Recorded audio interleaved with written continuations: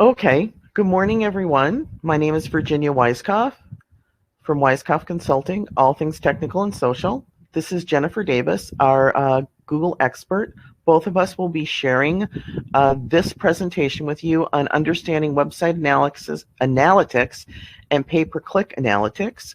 Thank you so much for joining us this morning. Jennifer will be monitoring the chat the first half, and I will be monitoring the chat the second half. So if you have a question at any point, ask it during the presentation so we don't have to backtrack in the slides. And we will answer your questions because we love questions. So first, I want to get some information about you, and I'm going to put up a couple polls for you to fill out. The first one is, do you have Google Analytics installed on your website? Just a simple yes or no, or I have no idea will do from all of you. Tell me what you're doing and just click one of the buttons for me. Uh-oh, 100% of you say, oh, wait, no, nope, here we go. Okay, so this is good. I am going to end the poll, and I am going to tell you that 85% of you said yes, which is great. And 14% of you said, I have no idea for that one. So here's our second one, which is, have you ever looked at your page analytics? And we'll give you a minute to fill in that and see who has and who hasn't looked at their page analytics, because some of you will say yes, but those of you who have no idea have to say no. So here it comes. So it's running along the same lines, only some of you who do have page analytics are telling me that you haven't looked at it. And I have one more question for you, which is, have you ever used pay-per-click Google Ads? And we will just wait for you guys to tell me what you have or you haven't. So this is interesting. 22% of you say yes, and 80% of you say no. So we kind of know now where you all stand. And underneath here where Jen and I are, I will move our pictures for a moment. Ooh, doesn't help much, does it? What is your goal of website analysis? What is your goal in knowing that? So keep that in mind as we go through all of these slides. So the first thing is, why are website analytics important? It tracks a lot of metrics for you that tells you how your website is performing, where it's doing well, where it's not doing well, and it gives you the information to make changes. If no one has ever been to a page, you have to ask yourself why. So we want to make sure that you look at your analytics that you have on your page, that the Google Analytics has been installed, and they can get an idea of what's going on your page. And remember, it can be overwhelming. So what can we track? So there's many things we can track. One of the things you want to look at mostly to begin with is your traffic source. How many people, what pages are visited the most? If you get repeat or new visitors, and if your transactions and conversions on those pages or your pay-per-click advertising is actually happening. So we want to know that there's a lot to track, list the things you want to know, and then look at those to give you direction in what you want to do on your website. Things you can't track. So even Google's tracking everything, but you don't get to know who they are personally, who that customer is. That's not something you'll ever know. Analytics are anonymous, aggregated data, and you have to provide some type of privacy statement or pop-up to tell people what you're using the information you're collecting on your website for. There are two laws. One is the GDPR, which started in Europe, that says you have to get permission to collect data on a website. It's very strict. California has followed suit and has the CCPA, and it wants you to provide what you're doing with the data that you are collecting. Now, it started, I think, last January or February. You started seeing these pop-ups. I just put an example of one on here that says I'm accepting or declining what that website is doing. You also have to cook it to, this one has a privacy policy, privacy settings, and a cookie policy, so you can change anything you want on this website for you when you're going there. But your website should have a privacy statement, and you should let people know what you're collecting.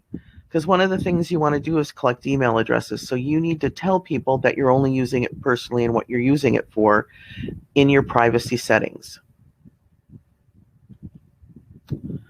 So we're going to look at two categories of analytics today: dimensions, which are categorical values, and metrics, which are quantitative values.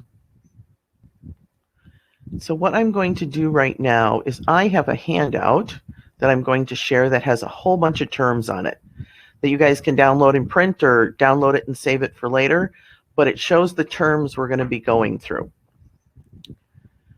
So, useful and popular dimensions. We talked about this earlier, the source, where that visitor came from. Google knows who referred them, where they came from, and what they're doing. And the medium, so you know if it's from a organic search or a paid per click search or a direct search. The browser tells you the browser the visitor is using, and you may not think that's important, but it does tell you the experience they're getting, and will let you know you should test your website in all the browsers that are visiting your location, and not just browsers, but whether they're desktop or mobile. It'll tell you the location where your visitor is located. So if you have specific locations you're targeting, it will show you where they're coming from. The landing page is a page that they land on first. That's where they've landed. We also talk about landing pages in terms of if you create a landing page that you're pushing people to because you're doing an ad or marketing. It will tell you which page they left on. And then I talked about it earlier, the device they're using to visit your page. So it gives you a plethora of information on how people are looking at your site. Don't forget to put questions into the chat if you have them. So now we're going to look at useful and popular metrics. A session is any time someone visits your site. User gives you an individual user, new users, and returning users. I didn't put that on here. So I, as a user, can come to your site many times and be counted as a session, but I then have to look at whether it's a new user, a recurring user, and figure that out. Page views is the number of pages I viewed when I was on that session. Conversions are the transaction pieces you put on when you have a call to action on their page, and if the site visitor is clicking on that conversion. Bounce rates are when I leave. So if I come to your landing page and leave in 30 seconds, A, I didn't mean to get there. B, it was not what I was looking for. C, it was not giving me the information that I felt I should find on that page. And it tells you how long I spent on your site, whether I'm 1 page, 2 page, or 3 page, what the length of that time is. So metrics are expressed through number values, percentages, dollars, and time. So it measures those. So here are the analytic terms which I put up in the file that defines each one of the items. It shows other ones. I highlighted some of them I think that are important for you. Keywords are how we optimize our site. And the search engine analytics shows you which keywords people searched on to find you. If it's a new visitor, they've never ever been there before. So these are some of the terms you have to use. There's some more analytic terms here. We have click-through rate. We have entry page, exit page, landing page, and the link referrals, where they're coming from. So all of these terms you need to be familiar with so you know what the analytics is telling you. Jen, do you have anything on the terms we should go over?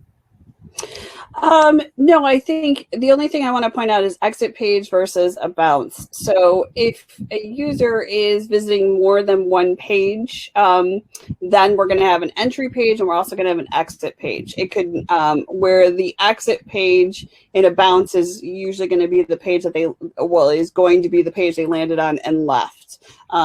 But other ones that you want to look at is where the user has gone to a couple of pages and then finally exited, and why are they exiting on that page? For instance, that is, if you're an e-commerce shop, that could be the cart page or the first process of the checkout or the shipping part of it, for instance. And understanding what those are, I think, are a good thing to look at as well. All right, thanks, Jen. So here, in any report, you have dimensions and metrics. So dimensions are the rows and metrics are the columns. So it tells you your landing page, and it's going to tell you your acquisition metrics, your behavior metrics, and your conversion metrics. So let's take a deeper look at that. Oh, we're going to talk about time frames. We want to collect data before we start making decisions. You need to have 1 to 3 months of data so that you have an idea of what's going on. Now, if you run an ad for a week, you might want to look at specific landing pages for that week because you were pushing people there. But otherwise, you need not to look at a month worth of data. You really need to look at a quarter to see if there's trends going on and then compare quarter to quarter. Do I see a question, Jen? Actually, I answered it in the chat, but we can go ahead and talk about it. And the question was, what's the difference between a click rate and an open rate? And really here we're talking about an email. So an open rate is simply that they opened the email, that they viewed it in their, email, their either browser or Outlook, whatever they're using for email. But the click rate would be that they actually clicked on a link that was in the email to go to a page, for instance. Right, so those are analytics you're talking about in an email, not the analytics you see in the back end of your website. Correct. Okay, so this one, Jen, I'm going to let you explain about the bounce rate here, and then the next one takes it into a deeper dive. Yeah, absolutely. So one of the things that we want to take a look at is bounce rate. Again, somebody coming to your site, viewing one page, and then leaving. And what you want to do is look at that from a perspective of where are they coming from. So what this screenshot is highlighting is that our paid search is showing, it looks like just above an 83% bounce rate, where if you look at other things like organic search, which is 36%, or even direct, which is 70%, we want to have an average bounce rate. People are going to bounce no matter what. They didn't search right. Maybe it's not what they're looking for, that kind of stuff. So we want to look for probably a lower than 50% if you can bounce rate, but 45 to 65%. So when I look at this grid, I'm like, oh, paid search. There's a huge bounce rate. Now, there could be reasons for that. You may have a landing page that doesn't really allow people to navigate elsewhere in the site, which is a good tactic for landing pages since you want them to have follow through on the call to action. But again, try to look at it from a channel perspective. Why is your bounce rate so high? So this should be the first thing that you're looking at to determine what should I be looking at as far as a channel, what maybe is not working as well within my system in advertising or on the website that's causing this high bounce rate. Yeah, we have a follow-up on the next slide and a deeper dive here. Yeah, so if I go into a deeper dive, that was at a channel 11. So I know that paid search was a problem. But then when I go into the source and medium now, again, I had started off in channel. Now I'm diving into source and medium. Really, the problem is my Google paid search. It's not necessarily my Bing paid search or maybe my Facebook advertising, if I've got that here. It really is my Google paid search. So specific to that group, that user, what is not working on that landing page that is causing them to have a high bounce rate? So again, you can always kind of dig deeper. You want to start high level, see the red flags, dig down deep. So this way you're not making changes to like your Bing advertising or your Facebook advertising when it's really your Google advertising that seems to be a problem. And I think all of you experienced at some point, you get an email or you get or you're in Pinterest, or you're somewhere where you click on a link expecting to get the payoff from what they're talking about, and they send you to the homepage, or they send you to a page that's not about it. You have to be very specific. If what you're putting out for page search has to take them right to that instant payoff. And Virginia, we do have a question also, that is, if you set a landing page, should it be within your own domain or standalone domain? It should always be within your domain, because you want to track it through analytics, and analytics is at a domain level. That's not to say you can't have multiple analytics, but they're going to be in separate accounts. You're not going to be able to see where traffic is going from one. So always within your own domain. Yeah, I think that question probably comes from, there's so many places that tell you you can create a landing page, and do it. It's so easy to create a page on your own site that's a landing page. Don't get stuck with what's a landing page. It's just a page about what you're telling them, right? So if you're selling shoes and it's a pair of red shoes, that landing page should be the red shoes page, period. You might want to put some alternate things on there, but the whole point is you got them to there because of the red shoes. You want to show them those red shoes and maybe some other red shoes, and that's it, so that they are exactly where they want to be. Not just take them to, let's say, women's shoes. That's not a payoff. So you can create those pages very easily on your site, and that was a shopping metaphor, so not everyone has that. But whatever you're advertising for, send them to that page with the information, and you can create a page very easily. Your website designer should be able to do it without using the third-party landing page pieces, and you should be good. So here we have visitor information, and it tells us demographics. And in this example, it's showing us male versus female. Okay, it's showing us some age demographics of people who come to your site, just the age, and then it's showing you male versus female. But you can go one step deeper on that, and you can see of the males, that is more than 50% of your visitor site, that there's more younger males than older males. And what does that mean to you? Are you looking for the younger males? This happens to be an e-commerce site, right, Jen, this one? So maybe you want those younger males, so you're actually hitting your mark. Now, if you're not, why are the younger males coming and the older males not coming? What are you missing in the ad that you're putting out there to push them to this point? I'm going to the next slide. Okay, I'm going to let you do these two, Jen. Absolutely. So there are what we call affinity audiences and in-market audiences. And this really actually comes into play, though. We use these also in Google advertising.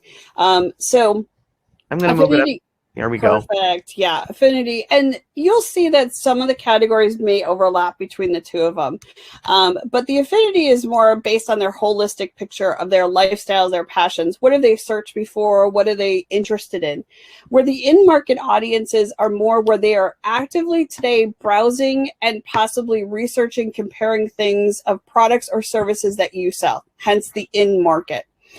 So you can find this information in your audience section, which could also then help you, one, figure out a little bit of your customer. So if you are a law firm, for instance, but you have a lot of people that are travel buffs, for instance, or maybe they're into lifestyles and hobbies. What does that tell you? Does that tell you that they're, they could be older, they could have disposable income, for instance?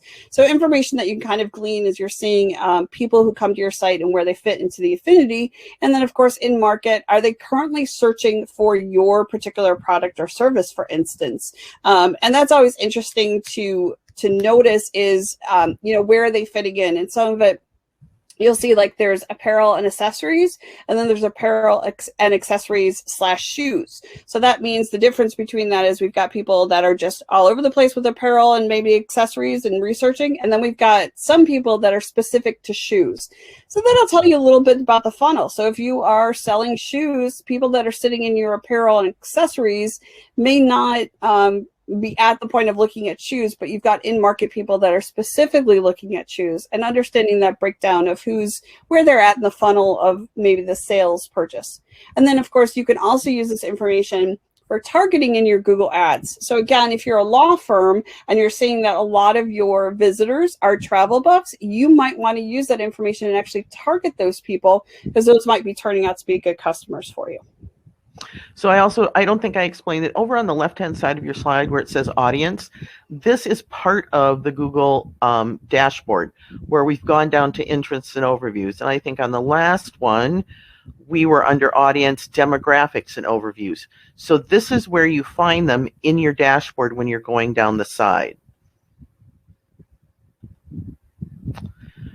So now we've moved on to location. And in this particular instance, this client or person has 3 locations in Chicago, LaGrange, and Berwyn, and it's showing them that that's where their traffic is coming from. So we're 90, 42, and 17, so they're getting more people in Chicago, which is normal because the population of Chicago is much denser than anywhere else.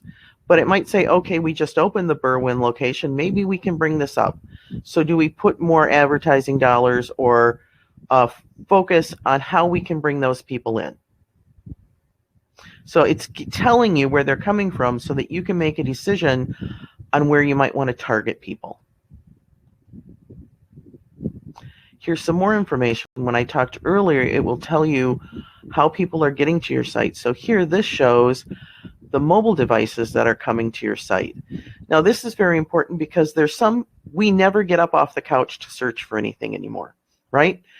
We are sitting there using our iPad or our phone, or something happens and you want to look it up on your phone.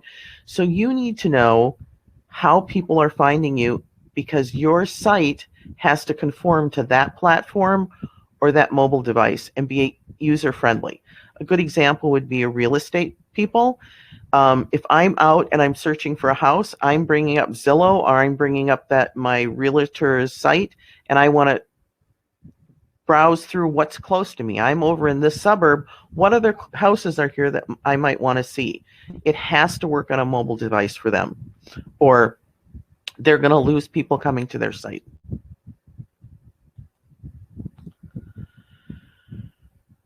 I'm going to let you talk about behavior, Jen. Yeah, so this is so behavior is all about as people move through the site, how are they moving? What are they looking at? So right now, this is looking at all the pages that have been viewed. If you look at the top one, it just has a slash, for instance, with 282 page views. That's our home page, which you would expect to have one of the higher visitors. But if we look down in here, now we can tell one of his, this was a homeless shelter, for instance. So housing services, emergency services, where are people digging down into? We want to know how many page views, how many unique page views. So that tells us, do we have repeat visitors? So for instance, at our housing services, where we have 71 page views, 58 of those are unique. So it's a unique individual looking at that, where the other ones, they may have looked at that page a couple times throughout their session. And then we also want to take a look at the average time on page, for instance. So 2-3 minutes, it seems. So people are actually reading, they're interacting with it. Something like entrances will actually tell us how many people come to that page first. And then again, the bounce rate as well as the exit rate. Bounce rate being they only looked at that page and they left. And then exit rate is they looked at other pages, but they ultimately left on this page. It's not necessarily a bad thing. Maybe they left because they actually made the phone call or went to the location for that emergency service, for instance. So that might be okay. But you have a lot of detailed information as to how people are interacting with your content on these within this section of site content. We do have a question. Okay, I'll go back to the slide. Let's see. I use Google Analytics regularly, but appreciate learning more about the audience section. Is it normal to have no data in my interest section? Is this because I don't have Google Ads? No, not necessarily. You just might not have a lot of information. I don't know. Google does have a threshold because this is aggregate, anonymous aggregate data. So there are some times where information will not show because there's not enough data to not single out people. So if you have a low number of visitors, there might be some information that is not available within your analytics. As soon as you bring up your site visitors, that should start to fill in. But there is usually, I've seen Google do a threshold where they need about 1,000 people in a certain section in order to provide that information.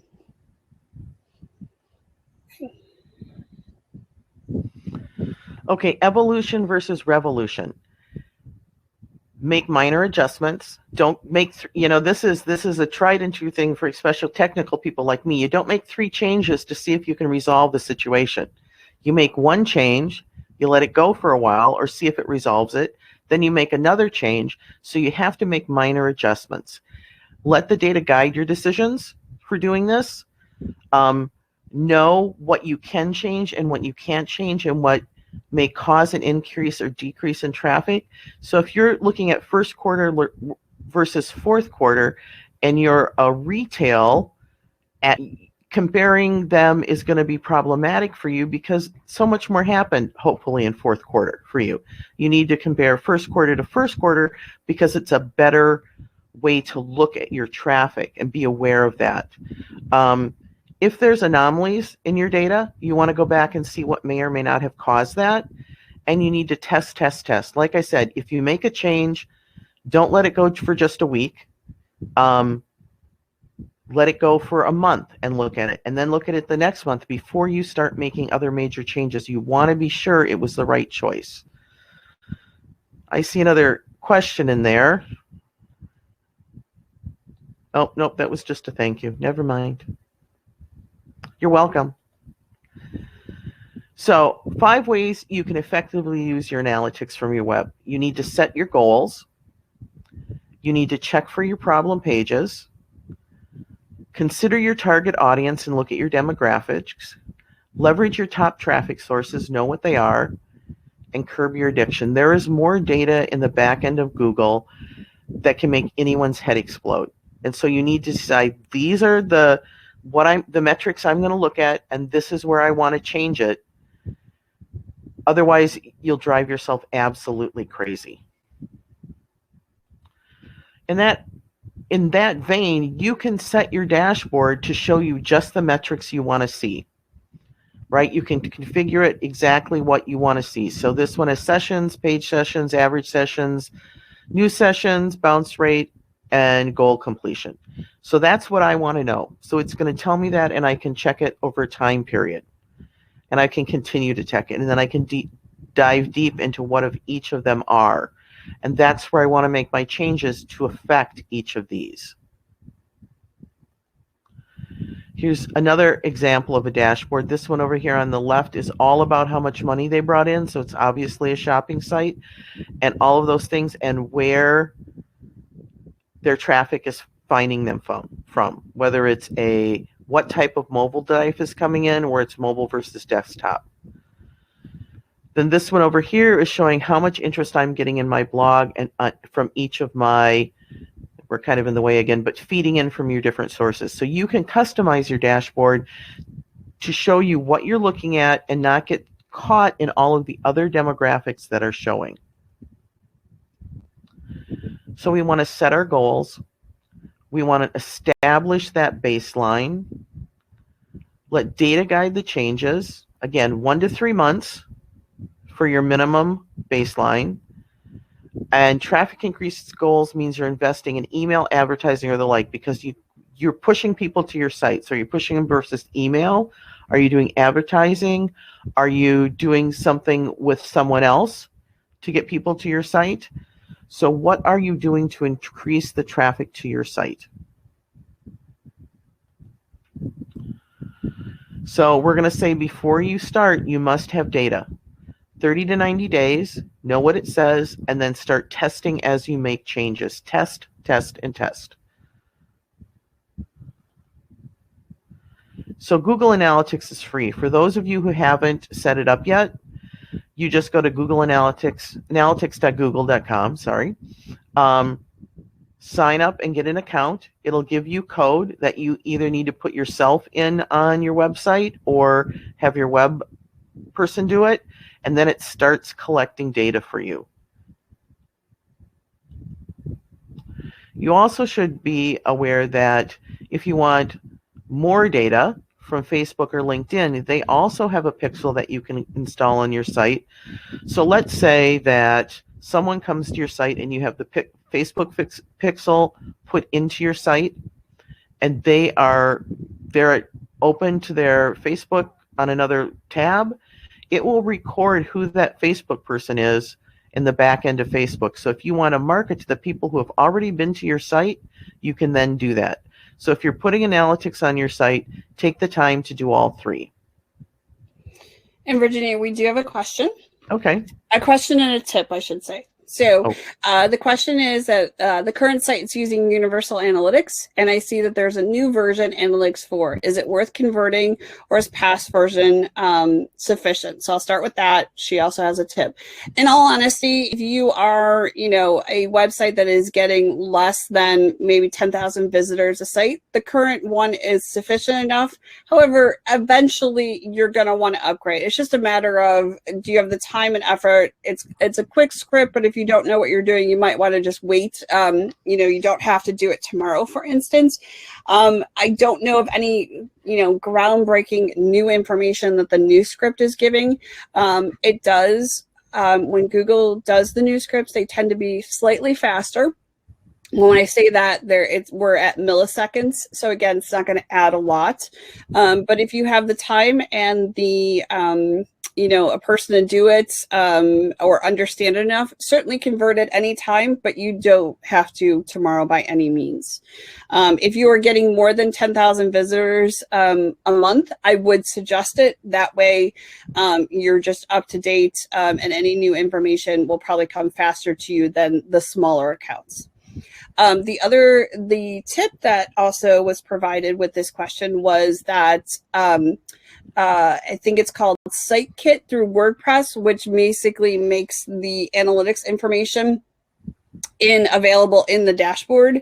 And there's a couple different plugins in WordPress that does that, so that Yes. if you're in WordPress all day and you don't want to go to another Google Analytics, you can certainly do that. The one thing I will say is that it does have some limitations. So as you want to dig deeper, I would suggest to still go to the Google Analytics account to get at those very granular, be able to pivot data and stuff. You can kind of geek out in some ways on that data. So when you're really working with something that you really need to figure out, it's always good to go to the data. But if you just need a quick dashboard or something, you're in WordPress every day. Something like SiteKit looks like, and Virginia, I forget the one that we tend to use. We use Yoast. We use Yoast, and which is an SEO plugin for WordPress, and we've started using a new one called MathRank. Yes. That we're testing because they have some new options. But both of those will also give you the ability to pull in an analytics dashboard, which is absolutely great. Thank you for bringing that up, because we would have left that out. But it is a great way to have it in the back in one place. That way you pull in just what you want and you aren't overwhelmed. Okay. So this is just another example of what you can do with your dashboards. This on the left is examples from LinkedIn statistics if you have your LinkedIn pixel in, and the right is an example of Facebook. Oh, they're both LinkedIn? Yeah, they're both LinkedIn. It also gives you statistics if you have the pixel pulled in, which is a good thing to do. I'm going to move us again because we're in front of our slides. Let's go back down here. What does Google Analytics provide? If you use Google Analytics and Google Ads together, you can learn what customers do on your site after they click your ad. And this is the part where we're transitioning to Google paid per click ads, and Jen's going to take over for the most part of this because this is her sweet spot that she does every single day. Do you want me to move the slides, or are you able to do that? Let me see if I'm able to do that. Yeah, I can do it. So all right, I am monitoring chat then. All right, awesome. Alrighty. Thank you. All right, so if you are not measuring your paid search, your Google Ads with Google Analytics, you are most likely leaving money on the table. So I know a lot of you said that you weren't running ads at this point. You only a small percentage had in the past. And my one suggestion is to look back to see if you actually use Google Ads and Google Analytics together, because combining the PPC powers with the measurement tools that Google Analytics leads to smarter goal tracking, a sharper picture of what's happening, better insight, and full value for the money that you're spending, obviously. So the 10 most important Google ad measurements, and this is what Google Ads will give you. This is things like impressions, how many people saw your ad, the cost, what did you spend, how many people clicked on it, what was your average cost per click, how many conversions did you get? And you can look at this in detail by campaigns, by ad groups as well. Can I interject here? Yeah. So this information that Jen's talking about now is not in your Google Analytics backend. It is in the back end of your Google Ads is where you'll find these, right? Yes. Yeah. Well, and actually, when you make the connection between AdWords or ads, I should say, I keep calling it AdWords because that's what it was called, and analytics, this information can come into the analytics, but until you link that, it doesn't. But this is all you're going to find in Google Ads. Okay. But then, as we already talked about, and as Virginia showed you, there's all these other measurements that come: time on site, exit pages, the visitor interest, for instance, the devices that they're using. So when we make this connection between the two, we have all this powerful information. If you don't link the two accounts, you cannot make this connection. So it's very important when you're running paid search ads to make the connection.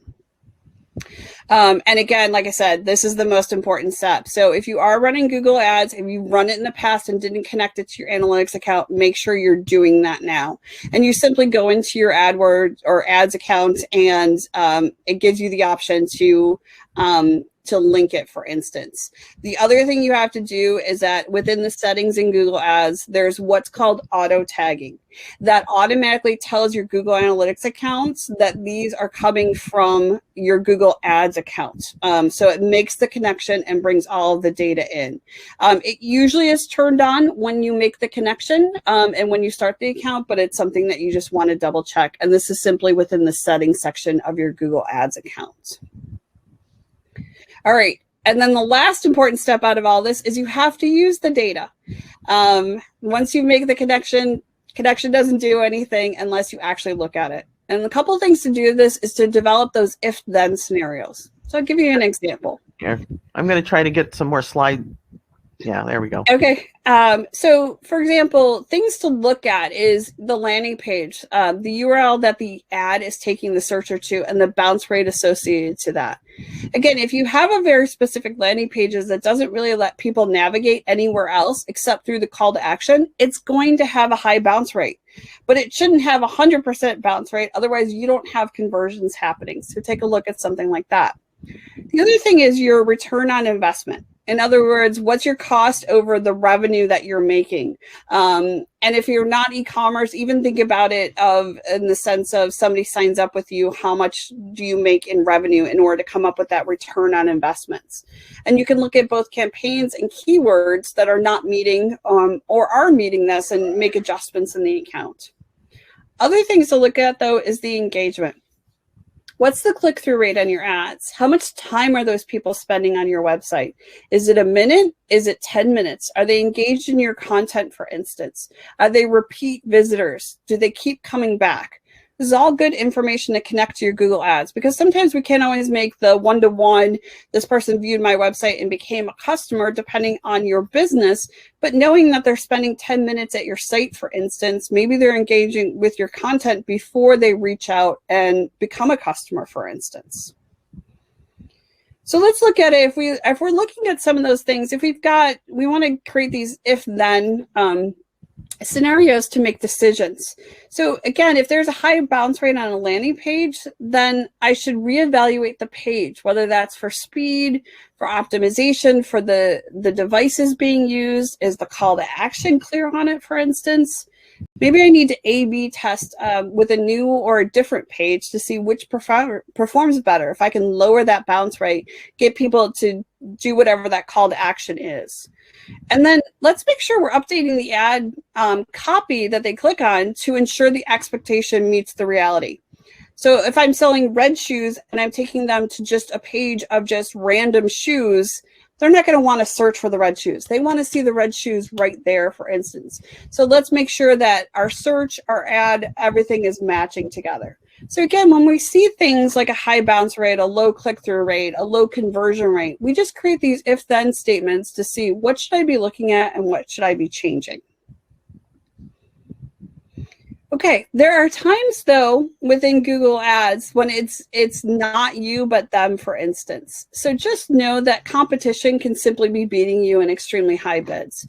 So something that you can always look at is to check your auction insight report for competitors and where you rank comparatively. That way you know, am I not spending enough? Is everybody spending way more than I want to spend? Sometimes it's ultimately not you. So you have to look at the data that you're using, but also look outside of the data and maybe think of different scenarios. And something like this is just do a gut check. Another thing is simply do a search and see who else is popping up as well.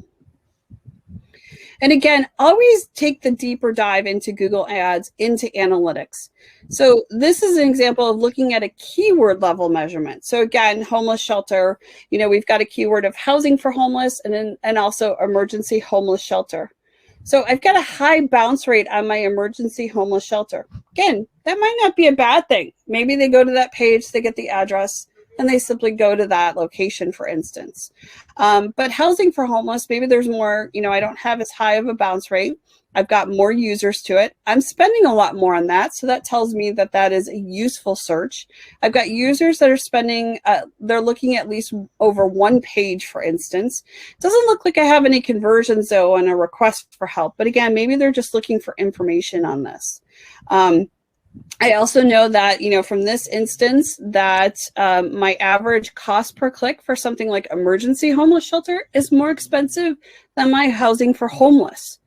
Kind of makes sense, obviously, if we're in an emergency situation. There might be people that are bidding up on that in order to get those people into a safe environment, for instance. So again, we've got all this information that normally is only available in Google Ads, but when we make the connection, we can actually layer in other things. So if you look at this, clicks, cost, and CPC, the first three columns with numbers in it is what I would see in Google Ads. Everything else here is all analytics. So now I'm able to tie all of this data down to the keyword level between these two tools. That's why it's so important. And then a couple words of wisdom here when we're looking at this. Trends. A day, a week, and even a month may not take a trend. You're probably gonna have to wait for 100 or more visitors. And the other thing is analysis paralysis. Be divisive, try something, fail as fast as you can, versus continuously looking at it. It might be something you just have to let some things go, pause them, move them, change the landing page, whatever it is. The other thing I always suggest is to think outside the box. Get out of your comfort zone, what you think, and really think like your customers. So many times when working with clients, they may refer to a product or a service in a particular way that is industry specific, but your customers may not know that. I was just working with a client who is now doing 3D printing of medical devices. Nobody knows that exists. So we still have to think like our customers, that they're still looking for medical devices that have nothing to do with 3D printing, for instance. So again, get out of your comfort zone, get out of your business in the sense of what you're thinking about, and really start to think like your customers. And I think that's it. Okay, so we have some time for more questions. I know we had them open at the time, and I know Jen went through that very fast. I tend to do that. Sorry. Yes. It's okay. She knows the stuff inside and out. But we would love to answer some of your questions on website analytics and Google Pay per click analytics. We'd be happy to talk to you individually if you want to get in touch with us. My email address is there, and so is Jen's. Okay, if someone visits my site using 2 different browsers, will they be counted as 2 different users? Great question.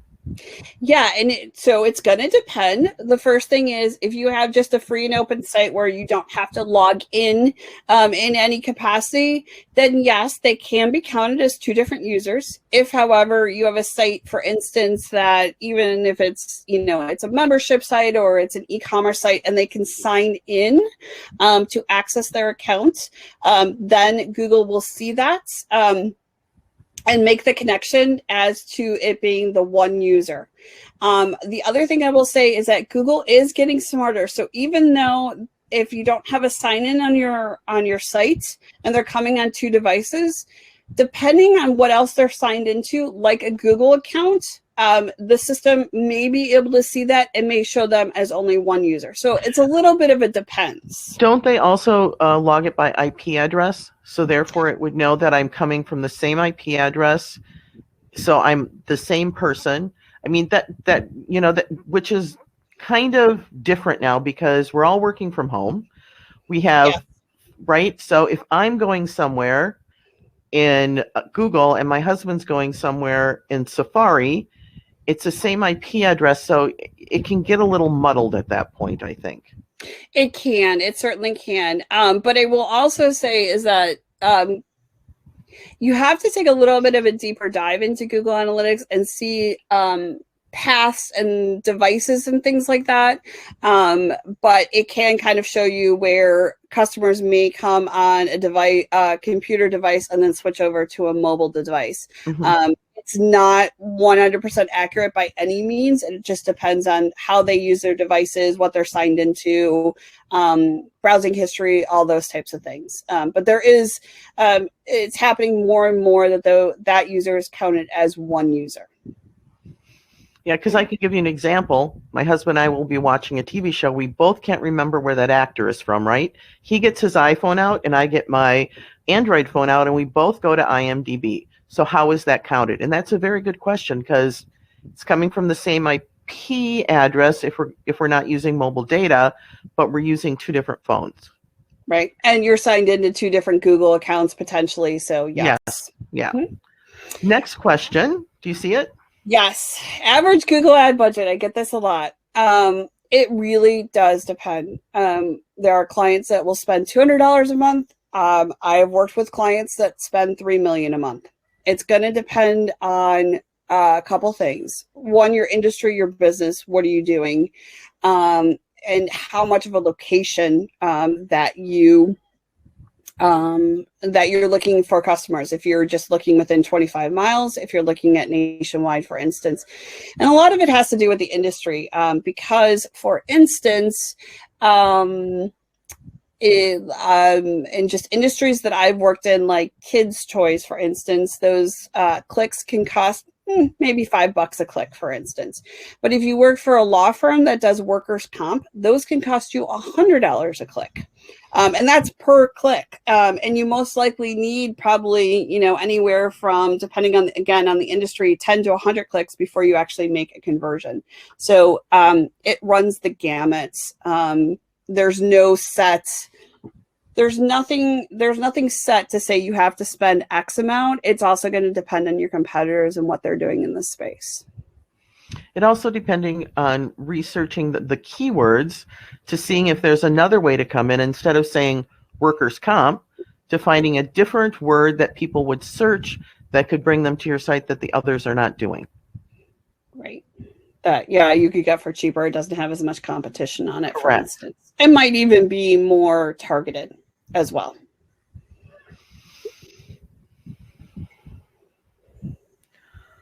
Those are good questions, though. They were good questions. Absolutely. Does anyone else have a question?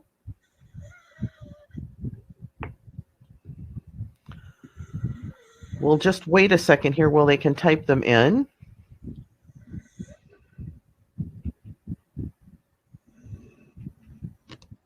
Yeah, and I would really encourage anybody that ran Google Ads and maybe didn't make the connection to analytics, that you rethink about running your ads with that data.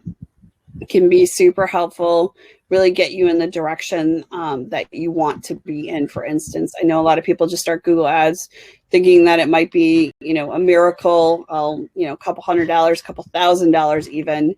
But if you don't have all the right data, it may not work out. So I am going to share with you a link sending you back to my website where we have our pre-recorded from other trainings we have done last year on Friday. We used to do free Friday trainings every Friday. Now we're just doing them once a month because we were hoping this year we would be back to normal. And we really appreciate the time that you spent with us today. If you have any questions, like I said, feel free to take our contact information here off of the screen. And we'd love to talk to any of you. And thank you for spending, an hour with us this morning. I hope you learned something that was helpful for all of you. Thanks, everyone. Have a great day.